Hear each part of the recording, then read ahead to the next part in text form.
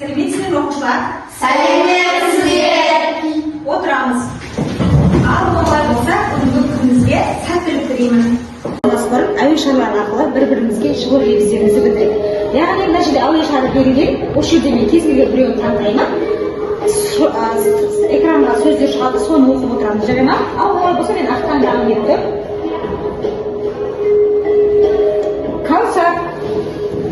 Кәусар, сен бүгін айналаңа шуақ шашып тұрсың. Ал Кәусар таңдаймын, қайсысын таңдаймын? Ең үстіндегі түрлі түсті. Ал, оқи қой. Не, сен көріндің бәрі келеді. Келесі. Қайсысын таңдайсың? Қара. Қайрат, сені саған күлген жарасады. Аха. Қайрат, таңдай қой. Ақ. Айта қой, Айнат. Айзере, сен креативті ойлайсың. Ал Айзере, қандай? Қайсысын таңдайсың? Сары қызын ойлайсың. Ал Айзере. Қыздар, бүгін сабағымыз бастамас бұрын әнші арқылы тоққа жүзде берген осы түстерді қималар арқылы тоққа бөлініп алады. Ал кез келгенде сіз таңдай беріңіз. Айта қой, не айтыңыз? Үшінші қатардың төртіншісі, үшінші қатардың төртіншісі.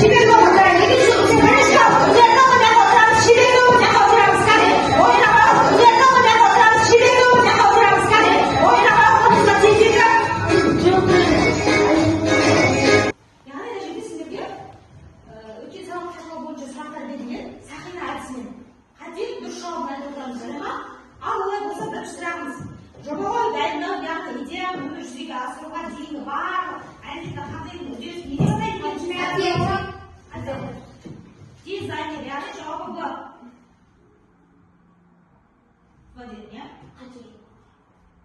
Қате жауап.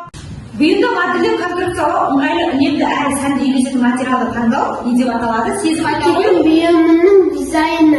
Бұйымының дизайны. Тамаша, бір сақина сенде отыра қой. Келесі сұраққа кім жауап береді? Үш негізгі түс. Қыздар бізде құрақ қойды, үш негізгі түсті. Үндеу жауап бере қойшы. Қызыл, сары, ақ. Жоқ қой, көк. Дұрыс ай, қайсысы? Мен қашырмайды ғой, үндеу. Құрақ тігуде матаға қойылатын, яғни құрақ көрпе тігуде матаға қойылатын негізгі талаптар. Қандай бізде өткен сабақта айтып қой, иә? Ал аянышқа қой. А созылатын сетінемін. А созылатын сетінемейтін. Ал тамаша жауап. Дұрыс, бір сағында сенде. Дұрыс па қыздар? А созылатын сетінемейтін. Бірінші сөйліп не көрдіңіз? Кесте? Кесте саған. Екіншісі, сәнеден үшіншіден саған. Тоқымамен, сосын жеткізбен, ал олар олай болса, біздің немізді қараймыз. Сәлема жақындар. Қыздар, бізде не берілген? Пазылдағы сөздер берілген, иә? Осыларды оқу арқылы бүгінгі сабағымыздың тақырыбын болжай білеміз. Яғни, түрлі түсті мата қималар не деп атаймыз? Құрақ, дұрыс айтасыздар. Аппликацияны неге жапсыруға болады? Құрақ, дұрыс айтасыздар. Тоқымамен кестелеу сәндік элементтерін неге жапсыруға болады? Немен пайдалануға болады? Құрақ. Қатты айтамыз, иә? Ұлттық ою-өрнек түрін? Құрақ.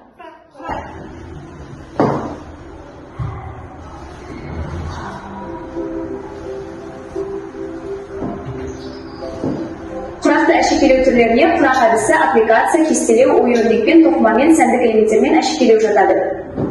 Ал түсіндік қой, а? Ал олай болса, бүгінгі біздің сабағымыздың тақырыбы бұйымды дайындау, бұйымды безендіру. Сабағымыздың мақсаты қауіпсіздік техникасын қадағалап, материалдар мен құралдарды қолданамыз. Түрлі материалдардан қарапайым бұйым орындаймыз. Қолөнер түрлерінің бірі.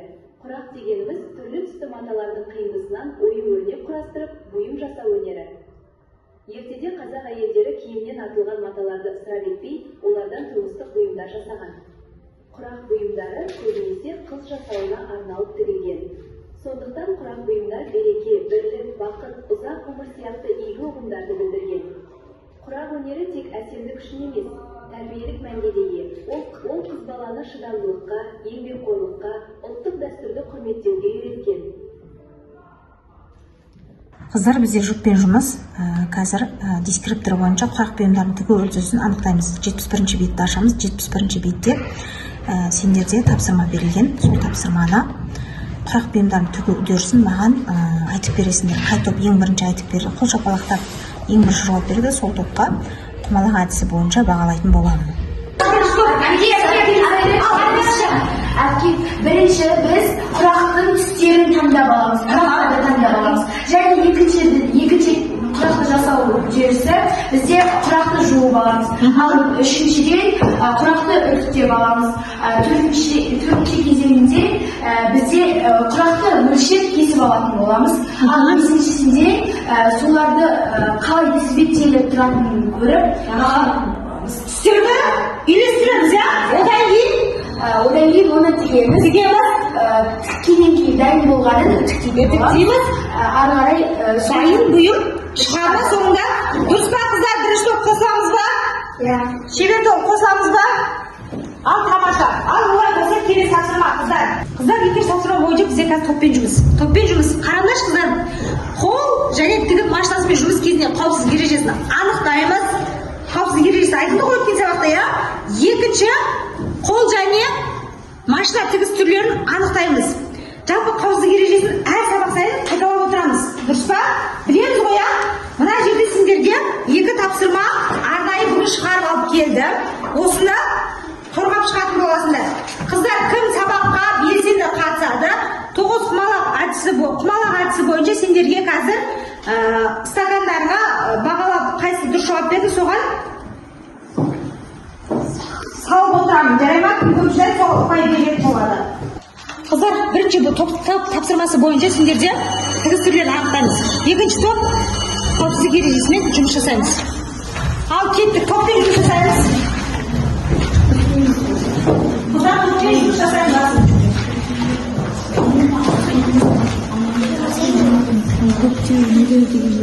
Қыздар, бағана бізге Кәусар белсенді жауап берді. Кәусарға. Сосын жаңа сұрақтарға кім жауап берді бізде? Бағалар. Көп болса бағаларында көп болады. Келесі қыздар қайсысы нақты кім жауап берді? Шырай жауап берді бұл сұраққа, иә? Шырай. Екінші Айзере дұрыс жауап берді, Айша дұрыс жауап берді сұраққа, иә? Сезім жауап бере алмай қалдың, иә? Ал шыға салу керек.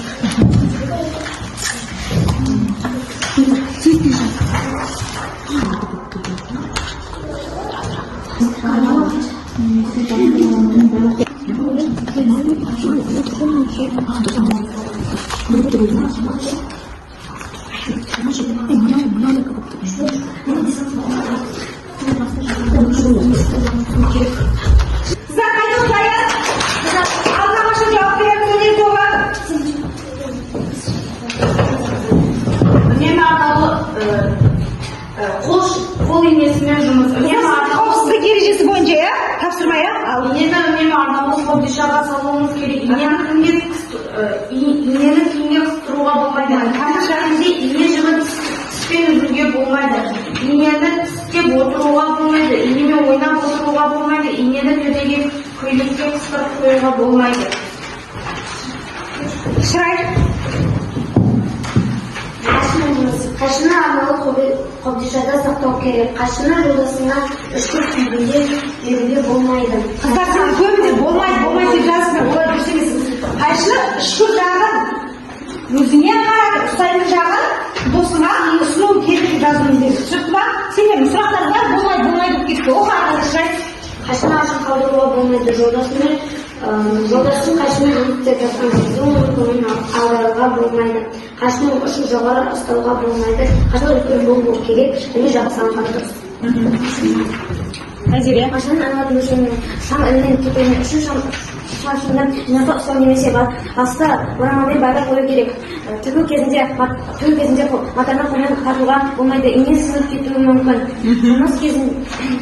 Жұмыс кезінде машина табанының астында бөгде заттар, қайшы, аймақ және тағы басқалары болмайды.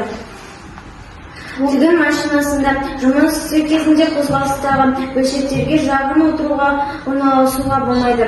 Тігу барысында жарық алдынан немесе сол жағынан түсуі керек. Тігін тігуші мен машинаның арақашықтығы 10-15 см болу керек. Болса, келе жерден, иә? Маған жөрмейтін, зал. Бізе не берген, қыздар? Тігісті? Түрлері берген, иә? Сол тұрыстың түрлеріне не істейміз? Кім оқиды? Қазір оқи қой. Сөз өте біз. Келесі. Екіншісі бүгін көктеу. Бүгін көктеу. Мынау бізде көктеу. Көктеу. Тігісті айыра тіктеу. Молодец. Дұрыс айтасың. Жатқызар тіктеу. Дұрыс, жатқызар тіктеу. Жабық қиықты тіктеу. Аха. Бөлшектен шетін өңдеу. Бөлшектен шетін өңдеу. Бүгін тігу. Аха. Жабық қиықты тіктеу. Жабық қиықты тіктеу. Қыздар, әлде бір-екеуі дұрыс емес. Мынау мүлдем жауап бермеші дұрыс сұраққа, сосын бөлшектен шетін өңдеу деген. Бөлшектен шетін өңдеу дұрыс. Жабық қиықты шектеу. Иә, ол да дұрыс. Біреу оған дұрыс жауап бермесіңдер, қыздар. Ал сонда қыздар көбінде екеуіңді топта бір десе бағаласақ болады. Өйткені сендерде кішкене қателік бар, мына топта бір қателікті жіберіпті. Жарай ма? Енді қыздар кішкене сергіп алайық. Біздер қазір сергіп тұрсақ, орнымыздан тұрамыз. Видео. Значит, сергіп тұрсақ.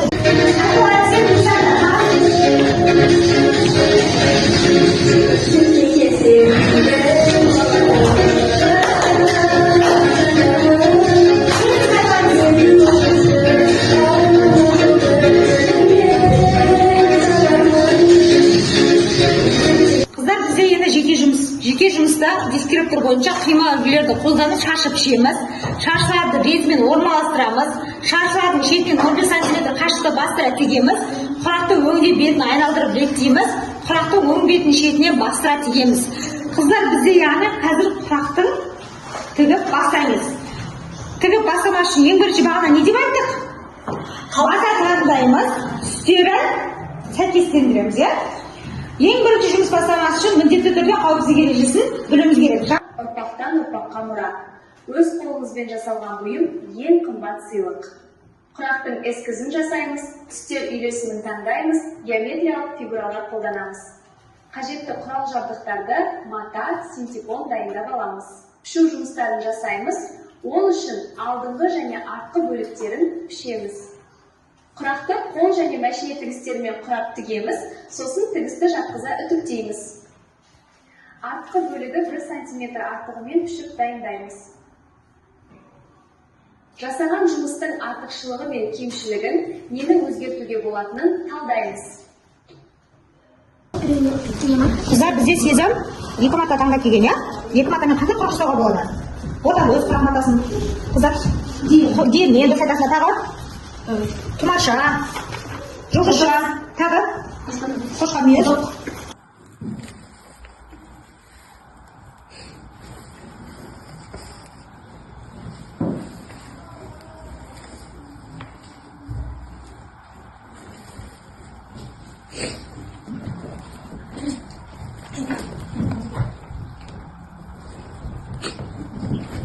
Мен бүгін қошқар мүйіз ойын жасадым. Енді бүгін мен қызыл матаға тігемін. Қошқар мүйізден төртеу жапсырып, қызыл матаға тігіп, астына астар ретінде әр матаны қолданамын. Ал, тамаша. Алып, қошқа тегем үшін саған бір құмалақ. Кім жақсы болды, қыздар? Қыздар, осыны қалған ретінде сабақты үй тапсырмасы ретінде аламыз уақытымызды. Бүгінгі сабақтан алған білімдерің өмірде қажет бола ма? Қалай ойлайсыздар, қыздар, бүгінгі сабақ қажет пе өмірімізге? Не үшін қажет? Қыздың артынан жасау ретінде не апарады, қыздар? Не үшін апарылады? Құрақтай болып құралсын деп, құрақ алып барып жатады. Тағы не үшін? Сабағымыз аяқталды. Енді сабақтан барлығын түсінсек жасыл асықты басамыз. Ал егерде сұрақ болса сары асықты. Ештеңе түсінбесек қызыл асықты басамыз. Ал шығамыз сақтаға. Енді сабақтан барлығын түсінсек жасыл асықты. Шыға бер. Екінші. Үшінші. Барлықтарынан түсінікті болды ма, қыздар? Төртінші, қыздар. Бүгін сабақ түсінікті ма барлықтарыңызға? Иә.